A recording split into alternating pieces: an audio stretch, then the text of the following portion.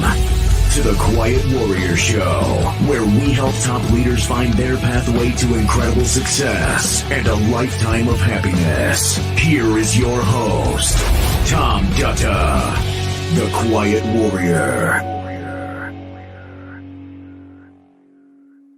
All right, everybody, welcome to the Quiet Warrior Show. Tom Dutta, like butter, with you here on the Quiet Warrior Show. Now, I want to talk about the word podcast. Way back when Apple came around, they invented this little thing. Do you remember it? The iPod?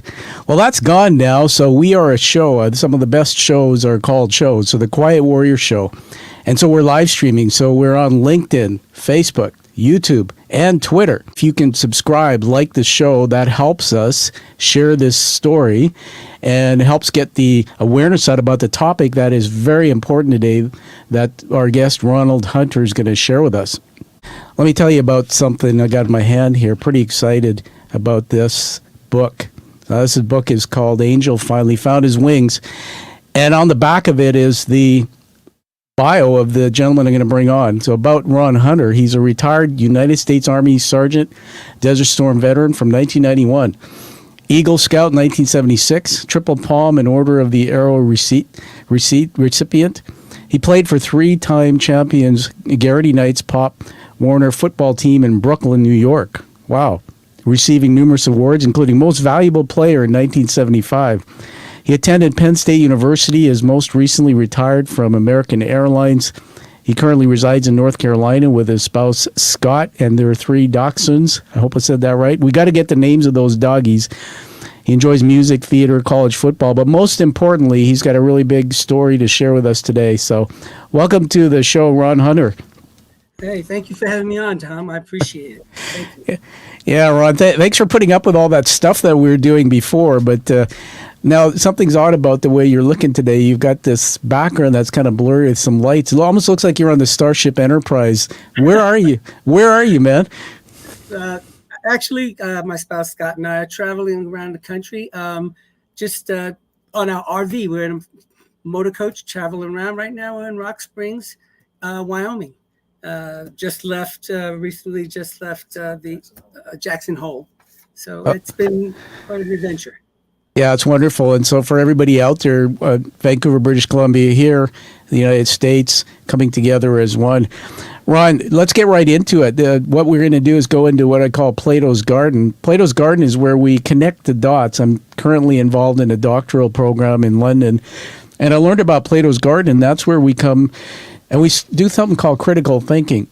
And that's where you connect the dots between, when you started all your work and brought this message out, what was going on in the sector where you were working, what was going on in your personal life, what was going on in the world. We're going to have stories and just get into everything. We'll take it wherever you want to go. So the first thing I want to do is ask you to hold up that book there.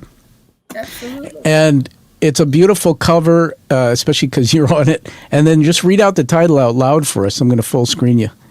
Okay. It's Angel Finally Found His Wings, a story of finding trust, hope, faith, and the power of love. Okay, I love that. And thank you very much. Put that down. We'll get it back up there. Everybody at the end, we'll tell you where to go and get that. Ron, why don't we just ask the simplest question I can think of is, why did you write this book? And, what was it like to be exploited by a trusted community leader and forced into teen prostitution for 5 years? Because that's really the story we're unveiling today. Correct. The thing that made me go forward to actually write the story, because I had been sharing bits of it as I was getting more strength over it and claiming myself back. But people had said, you need to write a book, man. People need to know about this. And I said, well, that's easier said than done, what happened was there was a program that Oprah Winfrey had done with 200 men who survived child sexual abuse. And it was after being a member of the audience there. My story wasn't featured, but in my observation of the people who were there and having spent several hours with them, I got to see it and witness so much pain still from what had happened to them.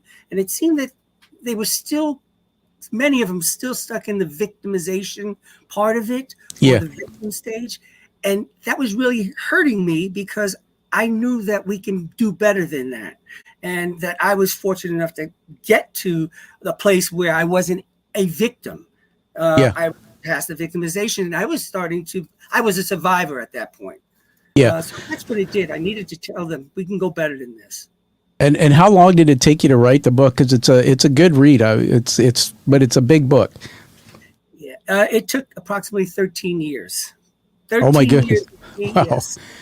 Wow. Well, I'm gonna just share something else on the screen here. So first of all, I want to honor you for writing this book, and everybody. We're not even touching on the surface. There's going to be a lot more. So stay till the very end. We're going to be honoring Ron at the end as well with an award. So you want to stay on for that. Revealing the first international, at least from my perspective, review that will be posted online for this book. So check this out, Ron. Just playing with you a bit here. So that's me, my other cab in my studio. Hi there. And now I want to show everybody this, because I took this book seriously. Throughout the book, it literally is marked up with. You can see there so many things. I also have a little notebook, and I've gone through and I made 3 pages of references. That's how powerful this story was. One of the things I love about the format of your book is that each chapter is 2, 3, 4 pages. And so I just want to say to you, I love that, Ron, and I love your story, because it makes it fly by. I felt like the book puts me into the journey, like the hero's journey, which is the story. Everyone, this is a hard book to read. But for some reason, Ron, as I was reading it, and my wife will tell you, I sat in the living room for a full day. I couldn't get away from it. And there was, each time the toughest pieces came, I wanted to know more about where the heck this story was going to end. So I want you to we're going to be going to chapter 4. It's called How Things Came to Be. If you can just get your book there. How Things Came to Be is chapter 4. And while you're just opening it up, I'm just going to read something really quickly. And tell me when you're there. So at the top of page 14, it says, "How is it that I'm 13 years old and working as a hustler? Things happen slowly at first, then all at once." Talk about that chapter for us, how things came to be. And, I know there's some things in there about your dad and your siblings and other things like that. Well, I guess how it began was just all the things that were taking place in my life, with the loss of my dad, the mental illness that my mother was diagnosed with, which was not defined or specific at the time. But then with the disintegration of when my father died, my family dynamics changed with my brother's PTSD from Vietnam, which was quite severe. And that broke us all up. And what happened was, it took me into, my mom was taken away to a mental institution, and I was taken off to orphanage and foster homes. That's something, that's amazing. I mean, 13 years old, I'm thinking about this now, and I've done a lot of work in neuroscience, because you might know this from my story if you've checked me out, but I had a brain injury in 2018, followed my head. That tell me, I always interrupt me and bring your feedback in on anything I say here, but that the child brain doesn't actually become the adult brain. That means we can't use the frontal lobe to rationalize and think if things are real and our thoughts till about age 25. As I'm reading this whole book, man, it's like age 5, age 7, age 13. I'm thinking, like, the things you endured through this story. So I want to touch on something. You mentioned about your father. He sounds like he had many great things. Tell us a bit more about that. He was Puerto Rican, right? And then yes. There's some pictures in the book that he's a very good-looking guy. And then he had something that happened. Yeah, something that happened with his health. And just fill in those blanks about how you guys came to another country. And he was the strength, and then something changed. Tell us about that.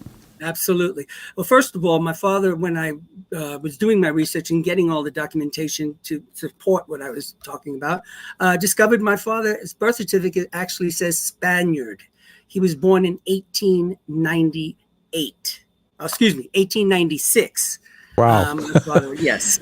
So it's a big shocker for me. And I said, "He's Spaniard." And then it became a American territory. from the Spain when they acquired it. So therefore he became a naturalized American citizen. But so that's the big thing I learned in this. The second thing is he was a very powerful, strong man in terms of the family, the patriarch.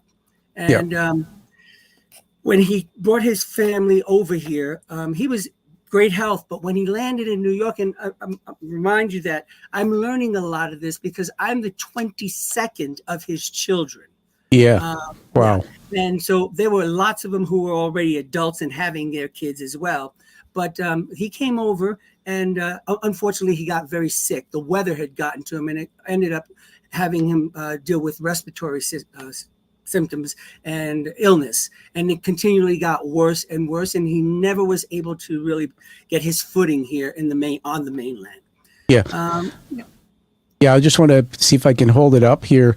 There's I should have gotten actual pictures from you that were clearer, but this I'll just hold up the camera. You can see there in the book, everyone, there's a collection of photos, and there's your dad there, and again a very strapping guy. Man, the amount of numbers of children, that in itself is a book to write about how you do that. So going back, I mean, we're connecting dots here about the hero's journey, which is we're all connected by a thread, Ron, in our stories. And so as I'm reading this, I'm looking at stuff, and it's like I just made some notes here in the page. Your mom was widowed at age 21, and then when your father passed, and your mom. You talk about your mom being a servant. She was a very servant-like person. Struggled with a lot of sadness, and then there was another note here. Children of the first family resented her. Virginia died, then Margie, Danny, Maria, Tony, Mary. Why did she have such a struggle within the family with that dynamic?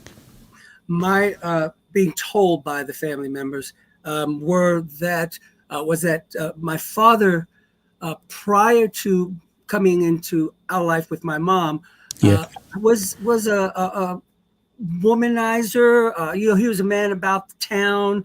He was he raised cockfighting chicks, or whatever you call them. And he was well known for that. He was a drinker, smoked his cigars. He would not come home and take care of the children as they felt he did with his second family, the second group of children. So that was a resentment they had because they felt, why couldn't he be who he is now when he was with us? Why did he give all this to them? And why did he treat their mom better than our mom, So that was a real bit. Yeah, before we move on to the story, thank you again, everyone. We're here with Ron Hunter. By the way, one of my best friends growing up was Ronnie Josephson. So every time I looked in the book, I saw Ronnie, I went, yes, pleasant memories coming back in my life. Good. We're still in chapter 4. I just wanted to say that some of us have experienced loss of a parent. It's a hard thing, right, Ron? It's right. And I know your dynamic. My dad passed in 2018 of a heart attack in his own bed privately. But I was estranged from him. I didn't know him most of my life. Just give us a sense. I'm going to read something, and then I want you to label it with an emotion. Tell me about the emotion, how, when you hear this again, how it makes you feel, and anything you want to say about that period in time. It says, page 21, the warm breath that escaped my father's lips was heavy in my ear. The mucus in his lungs competed with each inhalation for more and more space, squeezing my father out of his own body.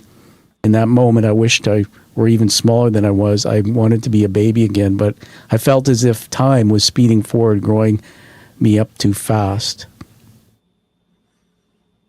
I was at that time, I wanted more of a relationship with my father, and I couldn't because of his illness. So every little bit that I got was so special to me. And the fact that he summoned me at that time to come and lie next to him when I was sneaking in just to peek in on him and see how he was doing, because you could actually hear his wheezing and his breath, his struggling. So when I was going to walk back away, he called me. He called my name, Reynaldo. And then that's when he invited me to come into his space, and I could feel his heat. I could feel his breath. I could smell the medicine that my mom had applied to him. And for the first time, I felt I had him for me. It was just my time, and nobody else existed. Yeah. Unfortunately, when my mom called to bring him his food that she always did, I was sneaking out before so she wouldn't see me in there in the bed with him, because I didn't know if she'd be mad at me or not. Yeah. But he didn't move. His when I snuck out, his arm just flopped, and I saw my mother try and wake him, and no response. And then I watched her face change, and she recognized, after calling his name, Santonino, that he passed. And then I realized that was it for me and my dad. Excuse me. No, please, thank you. It's still raw, and I want to say thank you. We honor you. I'm sorry for your loss, and to write a book about it is more courageous. And each time you share that story, I think, for me anyway, when I read something like that, it takes my brain back to the point where my father left. And in every one of parts of your book, there is strength that comes from it, because it allows me to see what you were able to do with that part of your life. And I call you the alchemist, man, especially with what you've endured. We haven't even heard half of the story. You got to read the book, everybody. The last thing, and then we'll move on to something so we can not dwell on this. My father had died holding me in his arms. The most peaceful moment I've ever spent with him. The last one we ever were to spend together.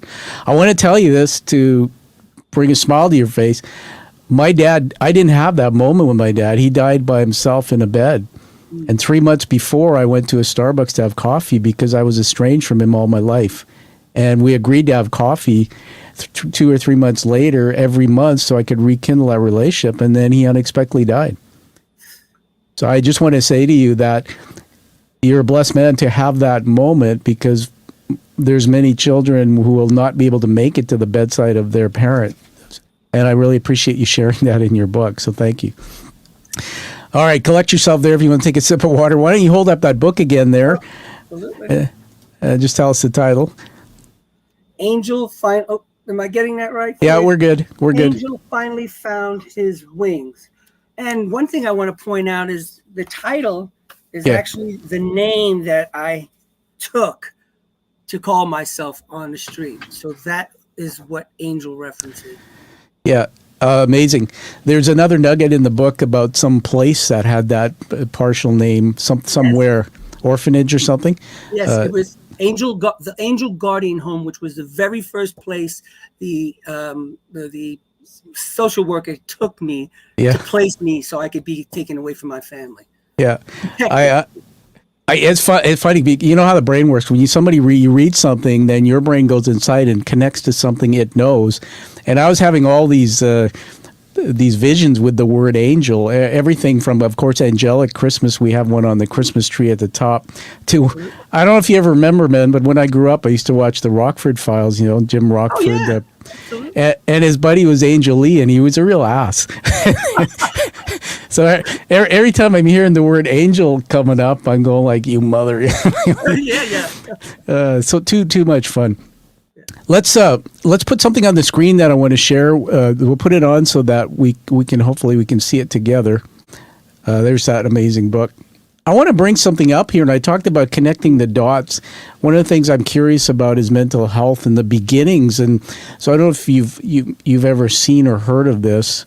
It's called the Circle of Security.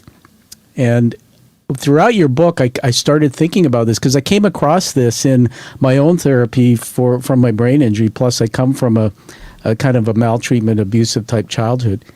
Look at this. Let's just enjoy it together. Everyone, what you see here is this is based on cognitive behavioral therapy. It's actually real. It's actually based on psychology. So you see the things going on the screen there, Ron? Why don't you just tell me what you see here, what it evokes in you when you look at some of these little vignettes from a child point of view? The one from the little boy hanging from the tree, which I actually did in Brooklyn, that tree that was in the courtyard. Yeah. I can relate to that a lot because I had a lot of people watching over me. This is prior to my father passing and my mother really suffering. And got that. That's the one thing I can say. I understood and felt loved, and Yeah. I knew love. Then, my mom, when my father passed, my mom got sick and she needed someone. And my oldest brothers and sisters, who were out of the house for the most part and now had their own lives going on, couldn't really be there for her as she needed them. Yeah. And she needed me, but I also needed her. So Yeah. I get that. And I was happy to do it. At the same time, it took me away from my friends because I had to get on a bus with her and take her. And mind you, I'm 5 and 6 years old. The second one is the hardship the third one, is the hardship that took place. And I was beginning to see that life was changing. I've already lost my father. My brothers created hell at home, not to his doing. Believe me, I love my brother, but things had changed. Yeah. And now the what was going to happen to me and who was going to be there was a question for me, Yeah, absolutely. We'll talk about, I think it was Danny and the PTSD a little bit later. Some amazing and horrific things at the same time that that I read there. So everybody, just for my context on this, when I'm reading the book here, we've got a story of Ron, but I go back to Ron, your childhood, and this is what children need. They need to be a safe haven, protect me, comfort me, delight in me, organize my feelings, because they can't understand emotions. They need a secure base. And I started reading your book and just drawing some thoughts, like you're one of 22 kids. So this is not disparaging in any way, but the reality is a child, when they have 22 others to compete with for love of a parent, the child doesn't understand that. And when they don't always get the attention or get what they're emotionally needing, sometimes that can have an impact. And then it says, I need you to support my exploration, watch over me, delight in me, help me, enjoy with me. I need you to welcome my coming to you, always be bigger, stronger, wiser, kind. And I saw the shift in your life happen where a lot of this just crumbled. Would you agree with that? Absolutely. Yeah. Absolutely. Yeah. So that was just context, everybody. In Plato's Garden, we're just connecting dots to psychology now, and that this is a man who had changes in his life. Let's get into. I'm starting into chapter 5 now as a reference. And not your typical hustler. I'm going to read something, but man, get us into this thing, and then I'm obvious. Unfortunately, I have to ask you about explaining Charlie, which was one of the biggest villains in the book that I didn't like. There's a chapter at the end of the second page in chapter 5. Some Johns are concerned about me and my safety out on the street. They ask if I'm okay or if I need anything. Part of me wants to say, "Help me get out of here." The other part knows there is no escaping. Charlie will find me no matter where I am.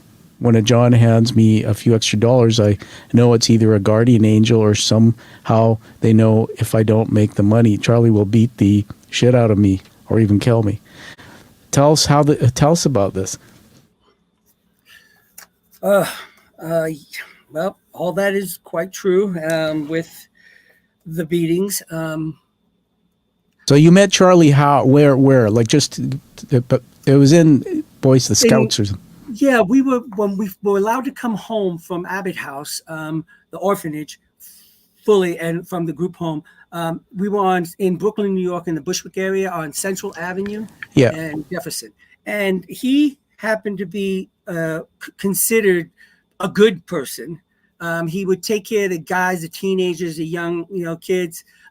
Keep them active in the PAL League, which is the police athletic leagues for the summer, the Catholic basketball leagues. He would coach them. He would make sure they were doing what they're supposed to do, check on them. And the biggest thing, and I guess the thing that gave him the most sense of respectability, was he was an assistant Boy Scout master. And so that would take the boys away on day trips as well as weekend trips or overnight trips with the scouting. Which was great, it's a great thing, and everybody would honor that. And he was looked at with respect and with trust, obviously. And he took an interest in me because I was the new kid on the block. How old were you? Sorry, Rod, to interrupt. How old were you then? I started the visits to there at 10. Okay. 11 is when I came back. Gotcha. And then the planning, I guess, or the indoctrination to him and who he was began about 11 and a half. He started while I was still coming home for trial runs. And sometimes he'd walk me to the train station when Tommy wasn't around. So yeah, he came with respectability and trust. Yeah. And there were results, Yeah. And Tommy was your brother, one of your brothers. He was my brother, 4 years older than me. Yes. And he was shared the time of the orphanage with me as well. Yeah. When you, again, there's pictures in the book, when you look at a picture of Charlie, does it trigger you, or do you sort of handle that now that it's so far later? Are you able to even look at that photo? Absolutely. Yeah. That is what allows me to live. Yeah. Let me just put it on the screen there. There, everybody, you can see it. And I ask you that with respect. That's Charlie. And when was that photo taken? During his time in prison. He died in prison. He had Okay. 4 life sentences, and he died in prison 2 years ago, December. Okay, that I didn't know. Thank you for that. I gotta tell you, man, when I looked at that, I mean, it's almost ironic the name Charlie, and then I thought about Charles Manson, but that I didn't know this was maybe being taken in prison. But this was I saw evil. It just seemed like an evil type of person. The look in the eyes, maybe there's sorrow. I actually wrote these words down on my book here. Looks deranged. Look at his eyes. And so when you first met him, I know it's a long time ago at an early age, he didn't appear that way to you then. He just appeared like most kids. Hey, he's my Boy Scout leader, right? Yes, that's what he became. He became everything to me. Yeah, amazing. And I watched him work with the other kids who were older than me. I've always been associated with older kids. I've always fit in better that way. Yeah, and you said something very inspiring. He was there. He sort of like he replaced. So again, going back to the circle of security, I think that you were seeking or searching for a father figure. So many of us, we attach to people, right? And there's something in the brain that happens. It releases these brain chemicals, and one of them is released that causes attachment. And we're drawn to people, and when we as children, and when we need that attachment, the brain then creates this chemical. Oxytocin is one of them, and all of a sudden we can see people and we can get attached to them. And what I started learning throughout the book is despite everything, you kept going back and being part of Charlie's life, which is why this is such an important story you shared about your childhood and involvement in that I don't know what you call it, profession or sector, teen prostitution. But it made me understand how, like it answered a lot of questions. Why are you still in that? Why didn't you call the police? Why are you still there? And then I started piecing it back as you told the story. You couldn't break away from it through the fear. Isn't that true? Absolutely. Yeah. The fear, not so much to my personal safety, but the threat he made over and over against my mom, and what he would reveal to the system, to the state about her mental capacity, and that threat of him getting her put back into a mental institution and me being sent back to an orphanage. And then the physical beatings, which were added on later. Yeah. You watch a lot of movies in Hollywood and things, and you hear in all of these stories. I know somebody personally who dealt with incest for 7 years. That they were very close to me. I won't tell you who for obvious reasons. And this was the one common thread, is that they were threatened. If you tell anybody, I'll deny it. If you tell anybody, I'll tell your mother. If you tell anybody. And so that just is like you're in prison, right? Right. And my mother trusted him so much. He worked her to get as close as possible so that his word would be the word that carried weight with her when it came to me. And there are parts in there that talk about how she chose him over my sister Mary when she was challenging him on what his relationship, what he was doing in my life. She also, with me we're very big Catholics and I hadn't done my confirmation. And with that, he found that out, and he started to bring that subject up to her and worked it into the conversation where I needed to do my confirmation, and then introduced the idea that he could be my godfather. you have a confirmation Oh godfather. yeah, And here was absolutely. tying more knots into the relationship that he was establishing. And he worked her saying what he could do with me and make sure I would be safe and she Yeah, wouldn't have to worry anymore. So yeah. yeah. Incredible. I'm just going to buzz into chapter 8 for a minute. Everybody, we're here with the author, Ronnie Hunter, of this amazing book, Angel Finally Found His Wings. My turn to hold it up. By the way, I mean, this guy's so nice. And thank Scotty over there for sending it, because it came in an envelope with Scott's name on it. Yes. Ron took the time to actually send me one, autograph it, and everybody, you got to get it. You got to post a review for him. You got to read it. Chapter 8, let's get you riffing on something here. I wrote down a few things, page 40 to 49. Fitting into something. You were age 10. Tommy's warning. So talk about those two things. What does it bring into your mind? Tell us about that. You were looking to fit into something, and you were age 10, and then there was this warning from Tommy about, I think, Charlie. Yeah. Let's see. The time when the neighborhood kids already started to formulate their idea of what Charlie was without letting their parents know. Yeah. So there was always little talks about it. I didn't hear any of that until later. But they had shared it with Tommy, since Tommy was of their age, 4 years older. And they told him, you better watch out for your little brother. He has an interest in him. And he's known for doing things. And he elaborated some on it. Tommy didn't share that with me right away. Maybe he thought he didn't want that in my head at all. And maybe he just watched me from a distance. Yeah. But his absence allowed Charlie to get to me. And then when he found out on our walk home, a walk back to the train station to go back to Abbott House, I was telling him about Charlie, and he said, basically he was telling me, you stay away from him. But he never said why.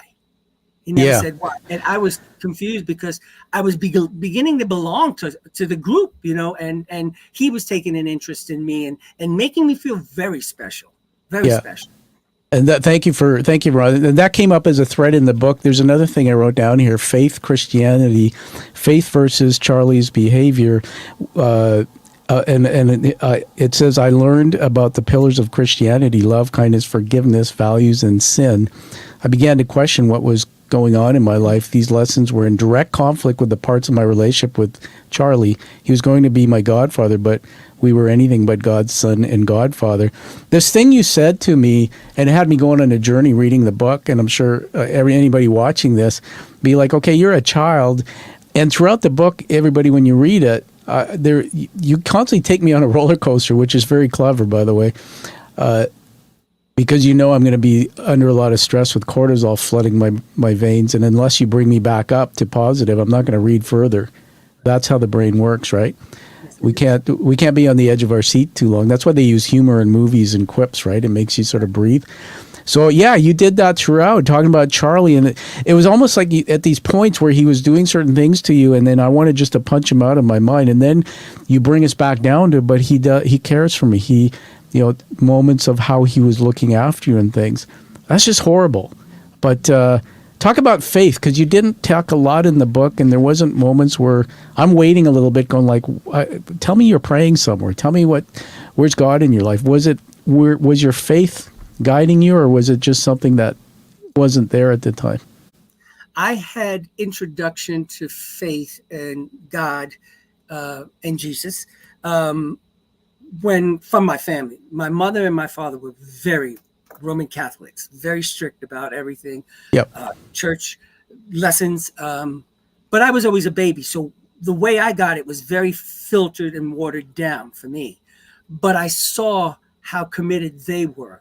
And then I witnessed through my childhood what you did, or how you, when you spoke, how you spoke, and how you held up the priests and the nuns. And when we went to church, how solemn and holy the place felt. And I still carry that to this day. I love going in there. I get a connection. But I also knew that the most important thing for us was to be good, loving, kind, caring. And I saw that, and I watched my mother do that with her grandchildren and the children she had, and seeing how she treated our neighbors and just the things I saw. And then it also continued into when the nun was so kind to me at the orphanage, when I expected to get what I would have gotten had I still been at home in the closet, locked up and urinating, defecating on myself. I wouldn't get love and understanding and care. I would have gotten an ass whipping. So that's the way it would happen, and the verbal abuse. But I kept those, and I you find something like a food. You find it, you like it, you keep going back to it, you stay within that flavor. That's what the good and the bad were for me. When I tasted bad, I didn't like that. There was something wrong with it. I couldn't explain anything. I just knew what I felt, my faith. I believed in my parents' faith as well. And I took that, and then I created on my own. My faith also kept me alive and safe on the streets. I knew that it was my kindness, my demeanor, the way I handled myself, the way I looked at people and interacted with people that protected me. They didn't want to hurt me. I was a good kid. And many said that. And that carried out throughout my life. I mean, later I'll be right. I've got the second book done where I had it said to me, wow. You're a good guy, and I'm not going to let anybody hurt you. Meanwhile, I'm in a crack house, with going through all that, and people wanted to do something to me, but they protected me because I was a good guy. I took care. I cared about people. Yeah, no, that comes very clear in the book. There was definitely something. They say God puts you in circumstances. My life circumstances certainly. I could tell you stories. And I always used to wonder, like I was born and raised or baptized Catholic, but I denied my faith because in my home it was violent, and I was I took the brunt of that physically, mentally, and I was angry, and I just didn't believe that. Why would God do that? But I believe that, and this is hard to really rationalize because you can't. But God put you in a place in your life through this journey to have the resilience afterwards to do something with that story and help so many other children. Man, I'm so honored to meet and read this. You teased us about a second book, so that now you got to send me that so I can do a review or something for that one. That's pretty amazing. You can get it all in one. No, I mean, that actually is interesting because as I got to the end, the chapters started flying by too quickly for me. And it was like, okay, I spent $80,000. It was gone. Boom. Okay, next. And a part of me was going like, there's more. Tell me more. There's more detail around that. Let's jump into, this was one of the most, I don't know how to say it, strange, but almost like surreal parts of the story. But I think this is why the book's so powerful about the message. I just want to tell you that I appreciate it on the back of the book, everyone. And John E. Elliott, who is he to you?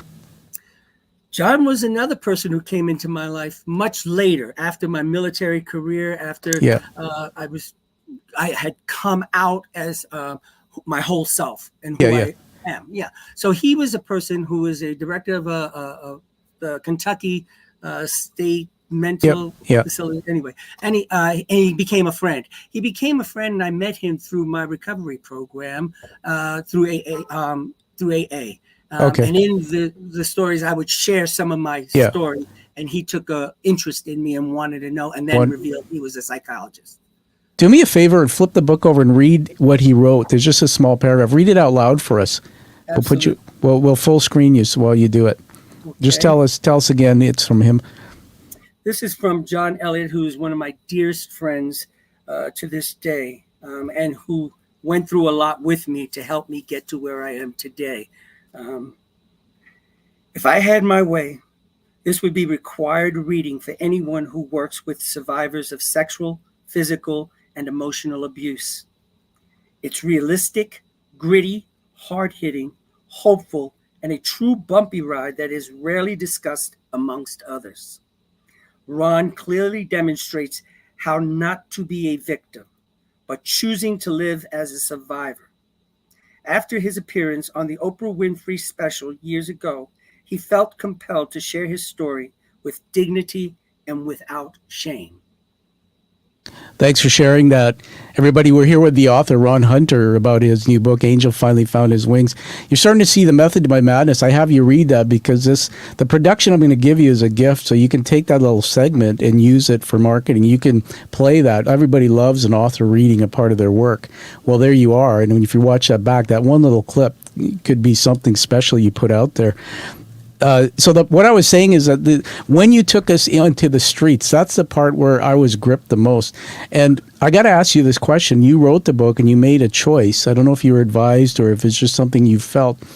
And I actually appreciate it because you didn't gloss over, but you put a lot of salacious details in there about your engagement with other, you call them Johns, but with other people. I think many of them were men, right? And those relationships. So why did you choose to write it that way? Because it was very hard to read. But then again, I think without that detail, I wouldn't have gotten really the understanding of just how that experience is for a child. The first thing when I embarked on this, and my spouse Scott was such a significant part in keeping me on that line, was I said, it has to be true. I cannot make it lighter or gloss over it. Yeah. And everything that is in there has to have happened as I'm telling you it happened, because that's the way I can tell my story. I can't go from it because then it just won't be real, and it has to be my story. Yeah. And one of the things that I will say, there was a book a long time ago, and I don't know if that's right for me to say, but they presented a story of themselves and their journey, and it was hoopla on Book of the Month on an Oprah thing. And then they had to come back and retell that story and admit that it wasn't theirs totally. I'm sure you know the book I'm talking about. Yes. When I was told about it, when I brought it up to some of my colleagues about writing my story, finally thinking of doing, they introduced me to that book and said, you need to read this. This is kind of like that book. I won't say the name, but I said, oh, okay. And I bought it immediately on a layover, and I was reading it. And soon as I opened the story, the very first chapters and him talking about how he was placed on the plane, I said, this is not right. Yeah. This is not real, and yeah, absolutely. I knew it was from my sessions that I heard many people's voices and many people's stories, but he was presenting them as his own. And that infuriated me. Yeah, I think it's a home run the way you wrote it. Some people may disagree with the details in the book, the fact that it's written that way. It has to be that way. One of the things in my first book, and I'd love to arrange somehow for you to read it and give me some feedback, because I wrote a chapter called "The Boy," which was purposely written about my life with my father, and in that it was I wrote it as almost like a fable, so I changed some things a little bit. A lot of people who read my book criticized me for writing about my dad, especially in my parents are Fijian, my roots are India. I'm Canadian, so I'm kind of a mixed bag. But I just thought, man, way to go! Good for you to write it that way.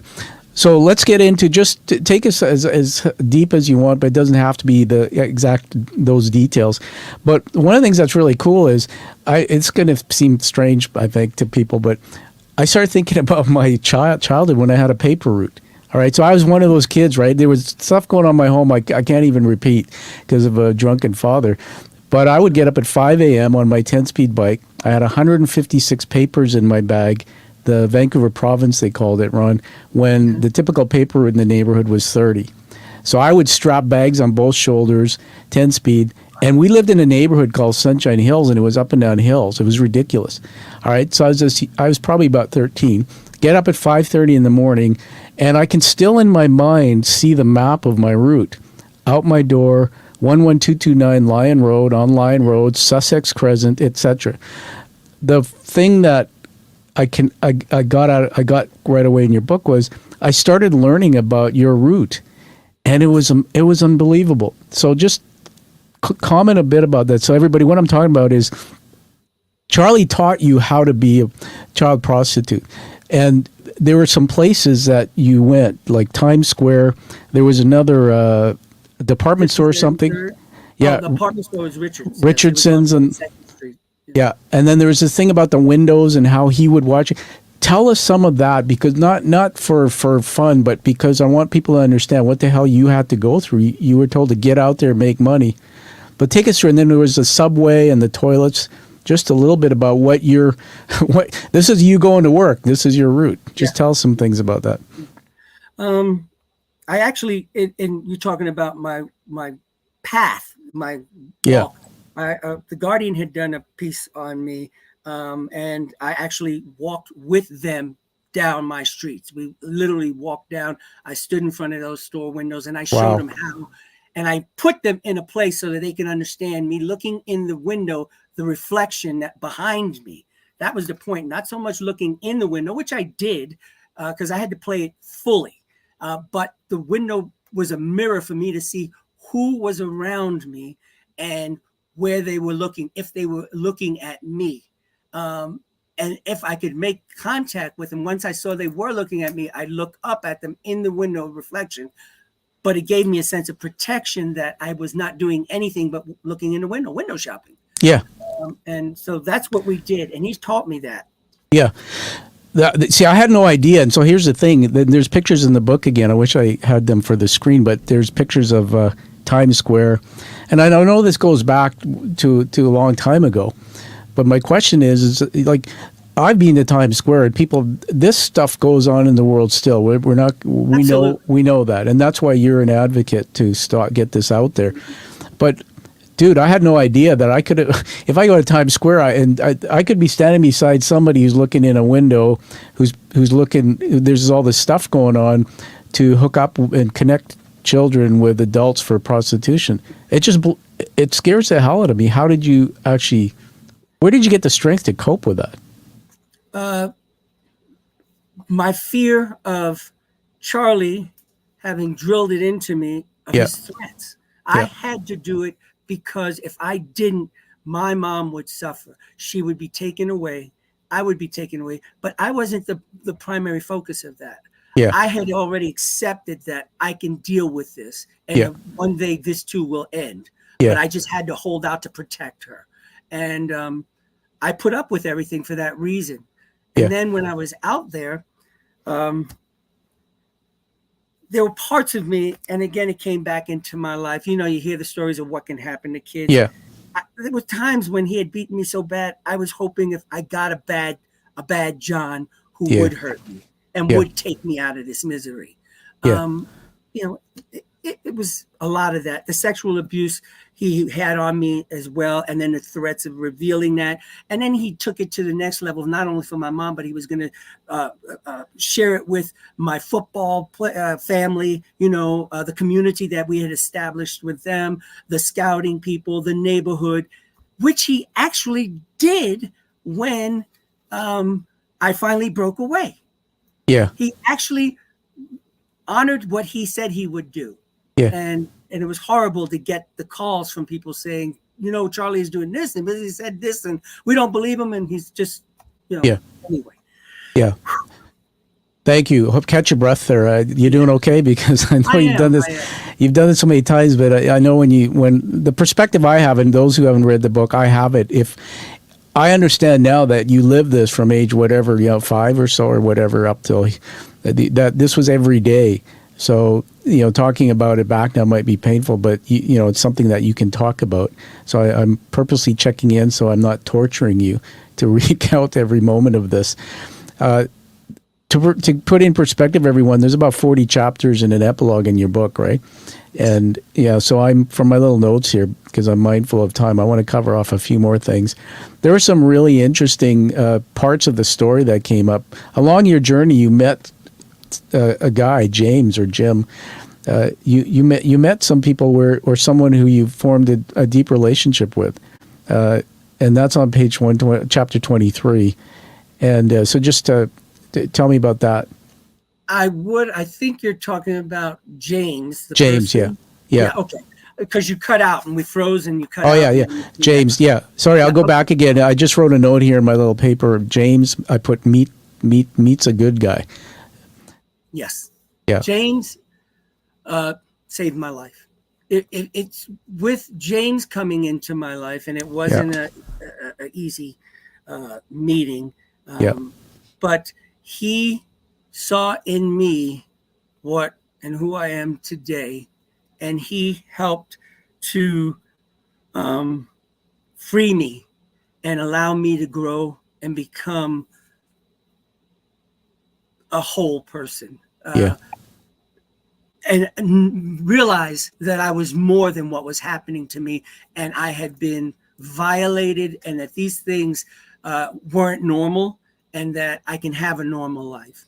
Now, I want to make sure that it's very clear. As wonderful as he was, and I get emotional about this because it took me a long time to put him in the same space. He was a John first. Yeah. And I remember, I never wanted to put him in that frame. I always kept him out of that box. But during the writing of this, I had to finally acknowledge that, yes, as much as he did and loved me and cared for me and everything, he was the most important person in my life. And he sacrificed some of his life for me. He, too, was a pedophile. And that broke my heart. Thank you for disclosing that and that part of the story. Another example of a victim, a childhood victim, so something that you wouldn't even know. You come across someone.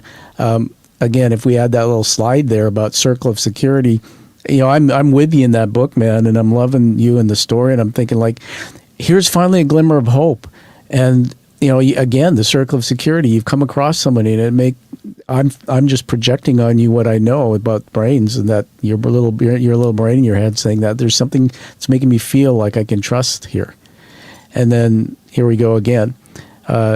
So the part about Jim, people can get the book and read it. And what I marveled at is this guy was divorced, right? But he had children from a previous marriage, wife. Correct.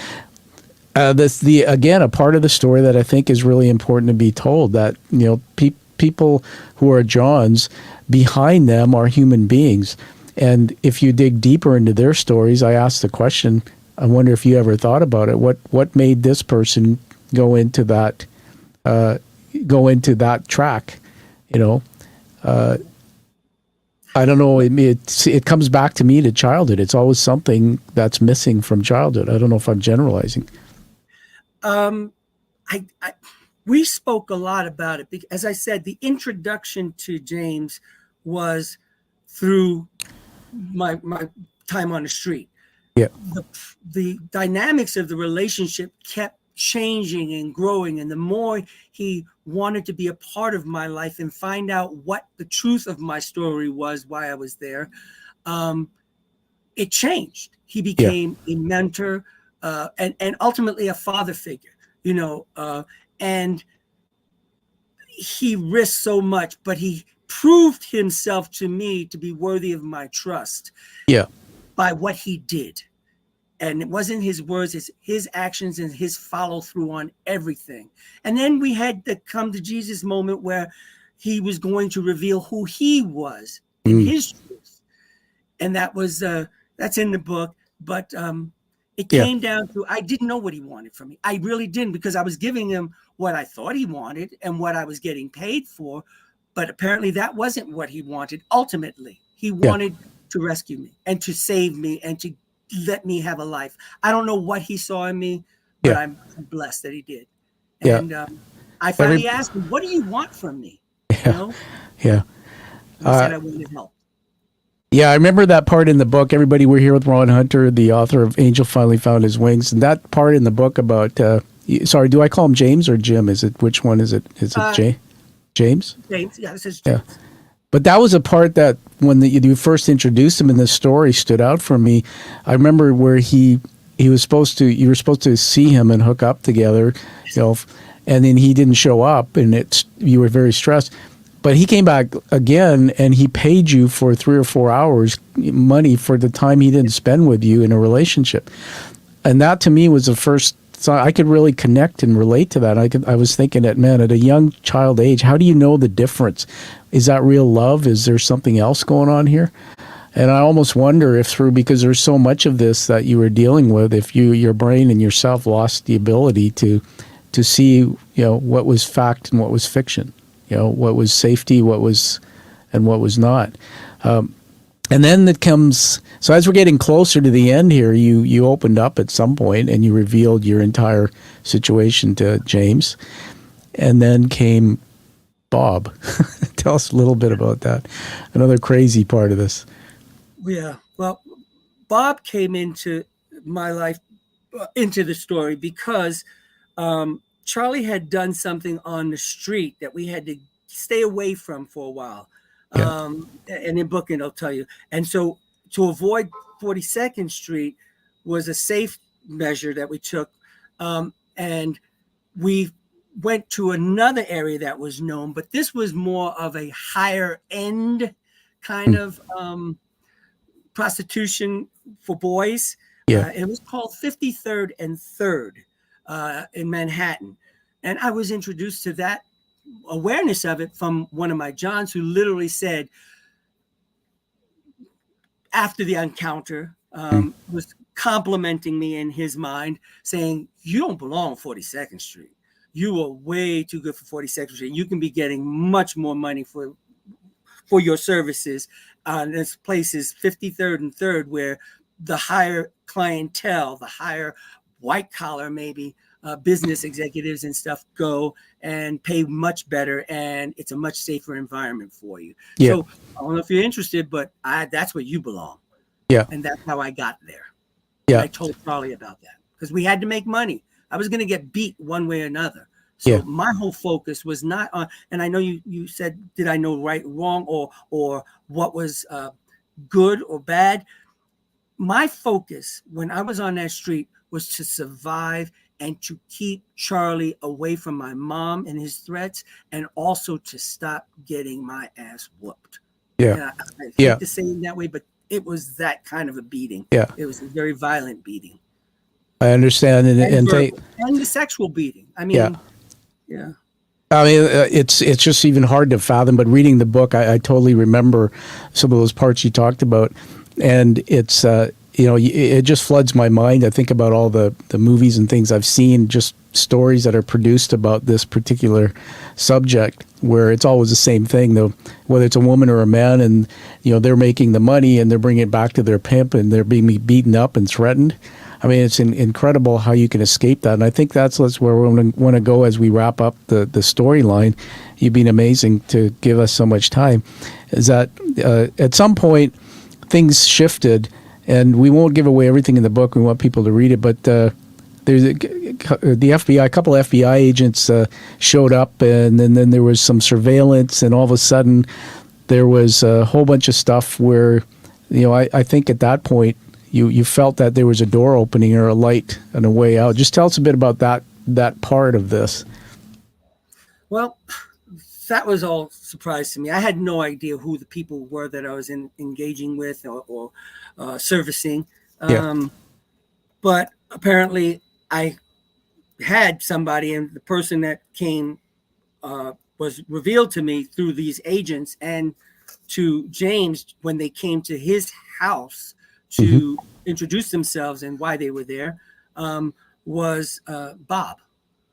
Apparently Bob was affiliated and had been connected to and with drugs and money and child prostitution ring. And these were things that they had said to us. Now, the interesting thing about that was when the person called up, the concierge called up from the desk and said, there are two gentlemen here who want to come up and speak to you. And he had to give them that permission. I said, why would they want? They said it was agents. How old were you? How old were you at that point? I was almost 16 years old. Yeah. So starting to ask questions and starting to rationalize. Yeah. And when he came out, I said, why would they come? What do they want with you? Because I know what I'm doing, but I didn't associate it to me. So he said, in what I do, the people who give my name as a reference, and they have to go for background checks and government security. So I'm thinking, okay, good. So I'm still watching Good Times, you know. Yeah. So Well, then they come to the door. exactly. They Well, come part to of the the door. Yeah. part of that, and in my own self, because I can't even put myself in your shoes, man. I was getting angry, going like, tell them everything, and but now I really understand the fear. That's how that's how deep, and I understand deep fear is. Why you don't break the chains of things that are very evil like this, because you want to be safe, right? And that part of it. So this all went on for a year or so, the surveillance and all this, and then I think what I read was something. The truth about Bob came out about his involvement in Correct. what was that? Just organized. Well, it was organized crime that was involved with it, and that wasn't new to me. That I would have somebody. I had clients who, but it came out that he was part of something, and I had been during our time that we were spending together, in the presence of exchanges of drugs, of money, and with people. I didn't know any of what they were talking about because we dealt in names. The only name I knew him by was Bob McDevitt. Okay? So when they presented names to me and pictures, which they wouldn't physically show me, they said they had them and they produced them out of their briefcase, and they were saying these names. Now I did recognize some of the other names, but I kept saying, I don't know. Maybe if you tell me the names of, I can tell you, but I don't know. You're saying names I don't know, and I really didn't know. But anyway, so that's the way it was, and I mean. Sorry. Yeah, I absolutely. And coming back again, you're a child. Your brain, like none of this makes sense. So I understand that from that perspective. An adult would question and ask and try to put things together and just never give up, relenting. But a child, the guy's name's the name. I don't know that person. It's innocence, and that's what hurts me so much about how you were hurt, and why I pray for you every day for the rest of your life. That we shouldn't, and I honor Scott too, because we shouldn't. I've been through a different kind of abuse, and I know that the amygdala, the part of the brain with memories, it's always there. And every day I know you're nodding, but you gotta keep working, and that's why I think you're doing this work. As we get to the end, I going back to James. Something he paid the ultimate price too with his career. I think with the FBI involvement, he lost a lot of. And then there were some shifts there. He bounced back a bit. And then James passed, so you lost somebody close. I thought that was very heartwarming, that part of the story. People have to read it. The important person in my life was gone, and he knew my whole story. Yeah. And again, I'm going back to this thing. It's like there you are again. You formed another important person in your life, and all the circle of security, and it's gone. And it's like, now what do I do? So the last part of the book really, I was just like, oh my God, when will this end? The funeral, and then the part about the estate. And again, I won't steal the thunder of the end of the book, but just the betrayal. And then you ended up on drugs and back into a cycle again, right? Yes, yes, absolutely. Yeah. You were I had and was letting me be normal. Was gone. Yeah. And everything I thought was real turned out not to be. Yeah. And so you came through that. We're gonna give you a round of applause for that. You came through that, and then you sort of everything changed. You cleaned yourself up, etc. There was a question that I won't have time for, but you were married before to a woman for a decade, and magnificent woman. Yeah. And you knew you were gay at what age? What age did you start learning about that? I know this called gay now. We refer to it as gay. I knew I was different. I knew I was more interested in the boys than I was the girls. Yeah. And when I revealed all this to my sister, when I was interviewing a lot of family members, my one who took care of me in the book, Margie, she said very innocently, "We always knew you were special." And well, you are special. And so I said, "Okay, that's one way." But because no, I was going to say, and when my ex-wife presented the idea of marriage, which was great in my eyes. But my thing was to be always honest. However it comes back on me, I have to tell my honesty and my truth. Yeah. And I can deal with that. Yeah. But I can't deal with lying about it or hiding it and then being discovered and then having to witness the pain I've caused another person, because I know what pain feels like. I know what disappointment and deception. So I refuse to do that. And I told her, okay, if that's what you want, and it's in the book, I think I cut some things out because they go to the other side of the book. Sure. But I said, if you want to marry me, you need to know who you're marrying. You need to know all of it, not just the lovely part you're seeing now in me as a soldier and all that. Yeah. And I said, I'll need a couple of hours of you just to listen to me tell who I am and share my story. And then with all the information, then you can make a decision with open eyes. And she said, okay. And we did that. We sat in the car, and about 2 hours later, I'm telling her, I could see her facial expressions. Like, she was great at letting me explain everything, tell her everything. At the end, I said, okay, now you've heard everything. If there's any questions, you can ask me. But you know who it is now. So you take the time and you think about what you heard and what you want to do. And then we'll go from there. And then within seconds, she looked at me, held me, my hand, and she looked at me and she said, "Is November okay?" That's sweet. Yeah. Talk about the definition of a very special woman. Oh my goodness. And then you came full. Go ahead. Honestly, she's so amazing that she helped facilitate Scott and I being able to be married and get all the documentation to allow us to buy a home, because proving that I was divorced, I was without children, no financial commitments to her. She did that, and she actually met Scott, and she's just amazing. And she's happy now, and I'm happy, and she's met Scott. Yeah. No, that's absolutely. What a story. And I said I wouldn't forget about Danny. We won't go into a lot, but I have a special place in my heart for the things I read. But Danny was not a good dude. I mean, there were things I read in there about but it was PTSD, right? Absolutely. Yes. And like the rape and beating and locking you up to, and then, things that, but this is such a dear topic to me, because I struggle with a form of PTSD. I learned it through my own therapy to get well, especially since my brain injury a few years ago. But which is from PTSD. Is everybody, if you've ever experienced it, it's things that happened long ago that just seem to appear as happening now. And the amount of people who go away to service, and you served, so we thank you for, obviously your service in your country.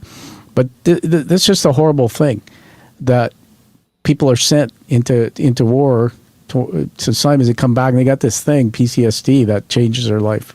So how's he doing? Is he still alive? No, Danny unfortunately passed away. And so sorry. Yeah,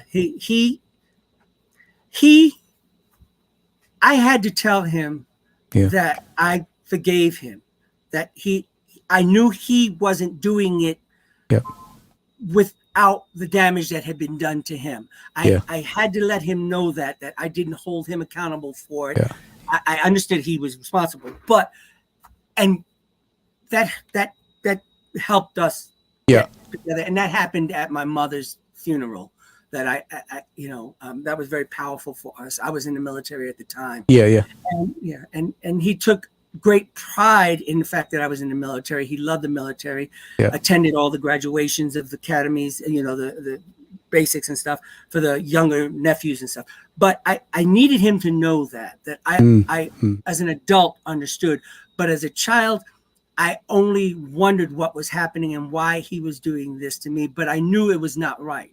The information I found out about Danny, and I need to make this clear, is that it was shared with me through my family, my direct line of connection to my brother. I see. They shared their their understanding in their relationship and what he was with them prior to going to Vietnam and then coming after. I see. Because I then got the after, Yes. prior. So there were things that happened that they shared to me. So I want to make sure that. No, thank you. Right, thank you. Again, everybody, in the book, there's a lot of pieces about this. But again, why I like the book so much is there's so many threads in there, and PTSD, mental health, addiction. These are other pieces that are very important topics. We are, wow. I mean, I told you that an hour would blow by. We've been doing this now for an hour and 15, and you're probably out of gas, and Scott's going like, just wrap it up. So he's my biggest supporter. He is so adamant. I'm blessed. Well, so I want to honor Scott. So, Scott, you're there. I'm just giving you a wave. I honor you, and we'll dedicate, part of this show, obviously, that the strength in the life of anybody is their partner. So that's a pretty cool story. So when you and Scott got married in 2004, I think it was one of the first states to recognize, same-sex marriages, right? It was the first state to have legal marriage. Yes. Yeah. Vermont, I think it was Vermont. That was the one that had union. Yeah, that's correct.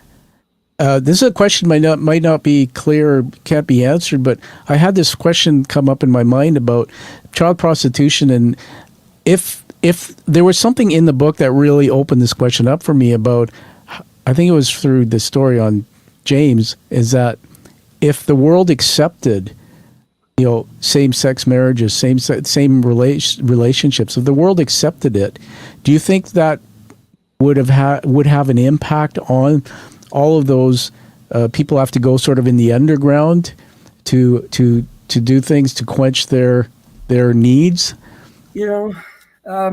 I really couldn't tell you that. The thing that I want to make sure is clear is same-sex relationships is not equivalent to pedophilia.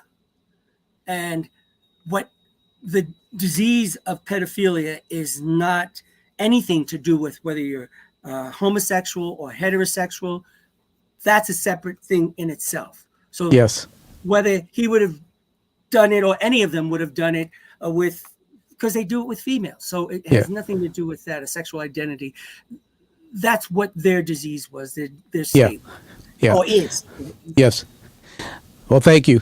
And there's I know the world has seen that big ugly story that came out of the United States with that island and all, you know what I'm talking about. Oh, absolutely. And I'm sure you have a lot to say on. People well. Yeah. Well, I'm sure you have a lot to say on that. Maybe if I could plant a bug when the next book's out or any time, we'll have you back because I'm interested in that as well. A lot of the work I do in my platform is media-based, and it's bringing stories to actually help people understand the world better. So that one's very on my mind. Let's now go to wrap up with some really exciting things that I want to honor you with. So you ready? You ready to have some fun? Okay. First of all, you've honored me by being on your show and letting me speak about this and advocate. So I want to say thank you for that opportunity. Angel finally found his wings is everyone's story. It's not just me alone. Oh, you're welcome, man. I appreciate it. And like I said, this story has had threads in connecting in my lives through people I've met. So, especially being a Canadian, you know that every country, this thread is unfortunately. All right, so we are going to everybody. We've been doing this segment for a bit now. We're going to go into for a couple minutes imagining with AI. Ron, you're familiar with AI, right? Artificial intelligence. Yeah, I am. All right, so this is a segment I've been doing. We're going to put some on the screen here. Just have fun with it. So I asked AI, I said, hey, because I told AI the story, I've collaborated. So I put into AI a bit about your book, a bit about your story, a bit about where you were as a child, being forced into child prostitution, and then the story, and then the redemption, and then what is he doing now?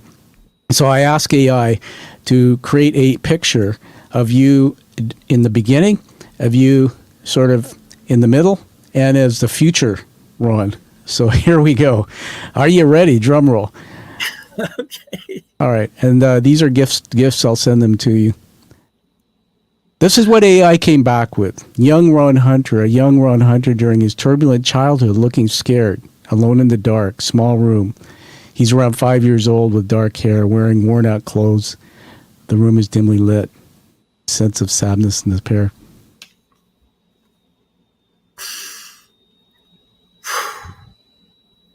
Label the emotion. Mental health hacks here. What emotion are you feeling right now? Sadness for him, because I know what his life is going to be for the next few years. Yeah. Hurt. I don't even have anger yet because I don't know what is to be angry about. Thank you. That's it, really. I feel so sad. And Thank you. Let's go on to the next one. Ron at 18, an 18-year-old Ron Hunter, and I took your picture and gave it to AI, so they use that picture to come up with this vision. I see myself in both of them. Yeah.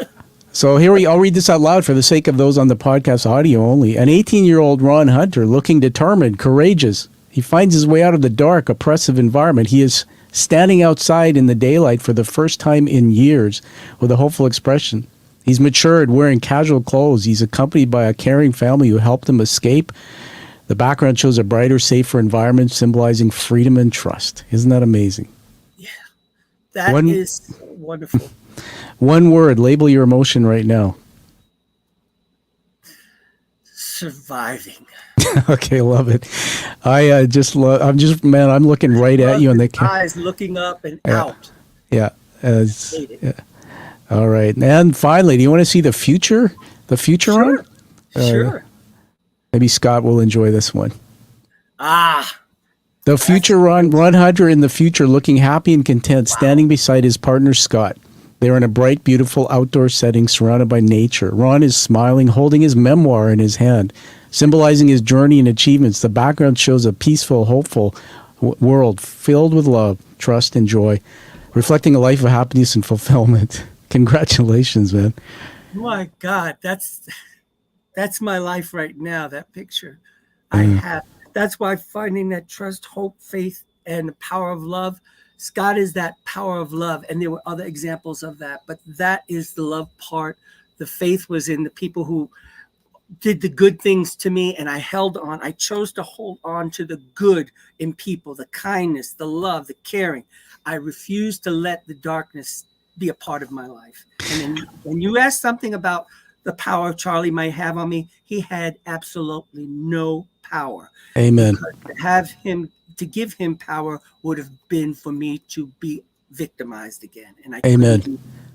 Oh, that's beautiful. God, you're a very talented guy. You put your words together. I was going to go, did you pre-script that? Because that should be somewhere. Let's just go back from there to there to there.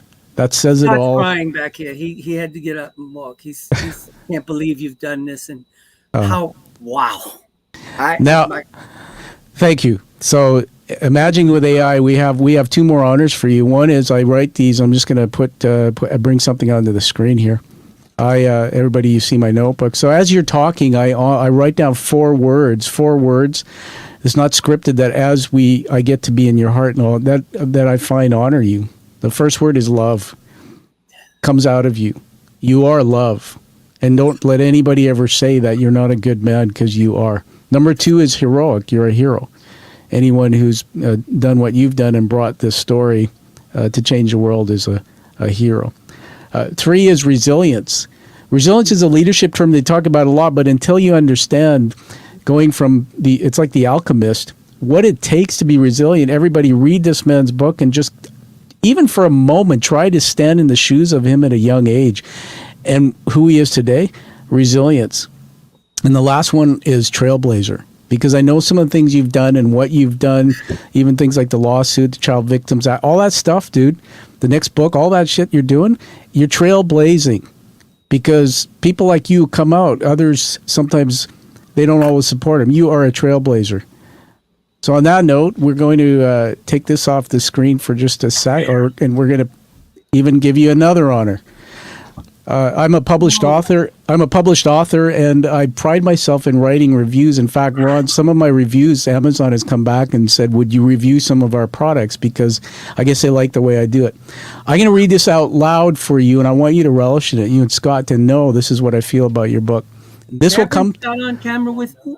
Yes, absolutely. Bring him in here. Oh, let me remove that. He's much a part of this. How you doing, bro? I'm good. Scott, you're. I just want to say, God bless you. You're an amazing man, and when you guys will watch this back together, I know. Oh yeah. And we're connected for life. We're friends now. You're part of my tribe. This is what I wrote about the book. It's posted on Amazon.ca in Canada, so it's international review, and it's gone live. A topic: a powerful journey of resilience, a must-read memoir. 5 stars. Posted June 4th. Ron, known as Angel during his years of exploitation, offers an intimate glimpse in his tumultuous childhood living under the control of a manipulative pimp while trying to maintain a semblance of normalcy with his family and friends. The narrative from childhood to adulthood is crafted with a dual consciousness, combining young Ron's raw perspective with his older self's reflective insights. This unique storytelling approach adds depth and immediacy, making the reader feel every moment of his harrowing journey. The book structure, with its short, fast-paced chapters, propels the story forward, like scenes in a motion picture, making it hard to put down. Despite the heavy and often disturbing content, Angel finally found his wings. It's a necessary read for anyone who cares about the welfare of children. It sheds light on the harsh realities faced by victims of child exploitation, prompting readers to look closer at their surroundings and question how they can help those in need. Ron's resilience and ultimate triumph are nothing short of inspiring. Without giving away too much, the ending of this memoir is a testament to the strength of the human spirit and possibly of joy and healing after immense suffering. I deeply honor Ron's courage in sharing his story and highly recommend this book to anyone seeking a powerful, enlightening read. Congratulations, Ron and Scott. Wow. Thank you. Tom, thank you so much. Okay. Whoops, I just got to add you back there because one more thing. We're not done yet. There's one more honor. Oh my one more honor. So Wow. you may not know this, but when I created the show, people who come on have heroic stories that came out of the dust. And there's only 1% of people in the world who can come on my show and reveal the story of how they turned something into something, because most people won't. That's why you're special. And so I created an award, and you're going to get it. I'll have to get your address. You've heard of the challenge coin? Yes, of course. Yeah, started in the World War. There's a little sleeve that comes with it. The challenge coins were basically created soldiers would carry in their pockets to create community, Ron. So if you and I were in the same unit and you didn't have your coin, you'd have to buy drinks. Absolutely. And yeah, absolutely. And dude, you said AA. My dad was in it for 23 years. I get it. And they have their own version. These coins are used all over the world. Maybe there should be a coin called Angel, something that you develop for all of the people that you bring along, just a seed. The front of the coin, I'll put it up here, is the art. God. The art of the show. Now, they're hand painted and minted, so they're raised lettering. But the back is probably what I'm so proud of. The back is the intricate detail of the hero's journey narrative by Joseph Campbell. Oh my God. That was so hard to do, but it is so, you can't even do justice. It is so amazing. And those who haven't read Joe Campbell's hero's journey narrative, you know it. I want to show you one more thing. Years ago, when I had to come out of the shadows about my own story, I had that hero's journey tattooed on my shoulder. Oh, wow. And as a CEO from industry where I came from, I was always ashamed. I didn't want people to see it. But now I show people. I show people, and I show people like you, because you can say, you know what, I get it. So congratulations and welcome to the Quiet Warrior community. There's across 17 countries now. We have around 250 of these awards. A very small percentage. So congrats. Thank you for having me be here to share Angel's story, and thank you for welcoming me and letting me be a part of something so wonderful. Thank you. You're welcome, man. So we're gonna say goodbye, but we're not gonna say goodbye to you forever. You'll be back again. So everybody, find that true passion and purpose, like you've heard from Ron Hunter and Scott, who we honor in the show today, and live that life, no matter what anybody says, that you deserve and desire. And we'll see you again on the Quiet Warrior Show. Thank you, Ronnie. Thank you. Thank you for listening to The Quiet Warrior Show. Create is a motive-based leadership development firm. www.kreat.ca.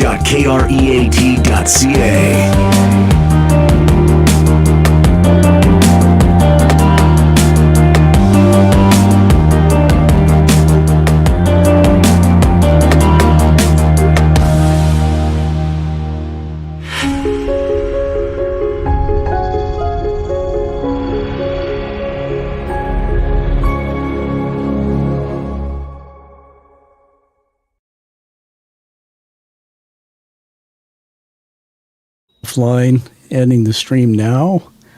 Just give